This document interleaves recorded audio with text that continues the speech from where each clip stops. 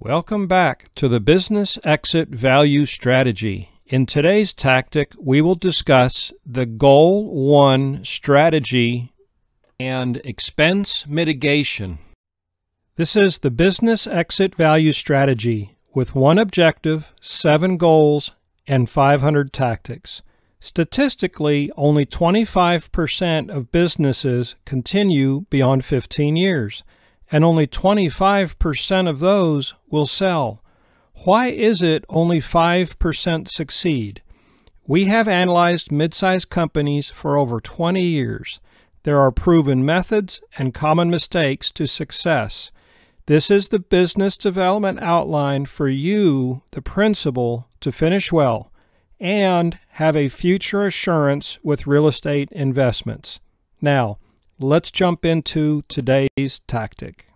Expense mitigation, which means to avoid.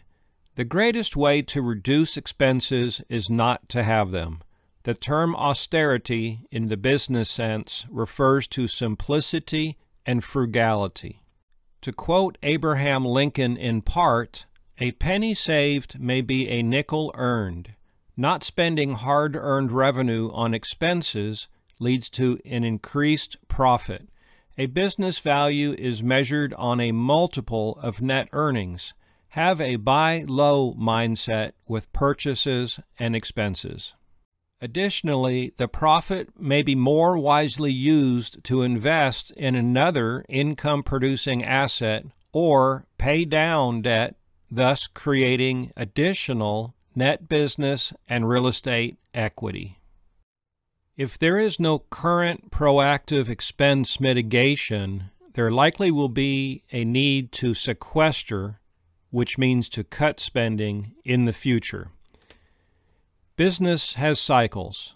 Starting in 2008, as a result of the economic meltdown, there was a common distraction in most companies to reduce expenses. If you can reduce them, you probably didn't need them in the first place. Minimalism is more than an art style. Many times both the poor and the affluent have a common car and a modest home. People in the middle have fancy cars and large estates, and they often face a liquidation distraction. What does $1 plus $1 plus $1 equal? The choices: A, $3, B, $1,357, C, $4,834, or D, all of the above. To illustrate, if you buy a morning coffee on the way to work for $1.25, but you could have made it at home for 25 cents, then you buy a soda from the vending machine for $1.50, but you could have brought it from home for 50 cents, and then you spend $2 on a beer at happy hour just before going home, where you could have had another one that cost you $1. You have spent $3 on that day. In a year, that is $1,095. But that's not the entire equation. The $3 was your net income. You had to earn an additional 24% to cover the average tax rate, so it would be $1,357. But wait, there's more. Time is money. It only took 10 minutes, 3 times a day, so that's 30 minutes a day, 182 hours a year.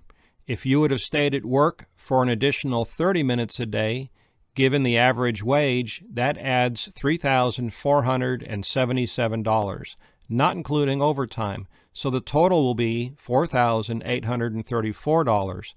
Not to mention how much it would be if you invested the $4,000. The results may be $40,000 or more, but I digress. Too extreme thinking? For sure it cost you the $1,357, so the answer is D, all the above. They may say that's just a few bucks, but what is overpaid in the business by $1,000 a month? We can have our cake, we just need to get it from home. Cost control starts with a budget process. Stand by for this week's chance to win a free gift. If this tactic was helpful, please like this video. Also, please subscribe to hear more tactics soon. And you may order the book, Business Exit Value Strategy, have your people attend individual tactic online courses, or contact us at tobiasbalda.com. For a chance to win our weekly free gift, the Hope and Courage Anchorline hat, please submit a request or question in the comments section.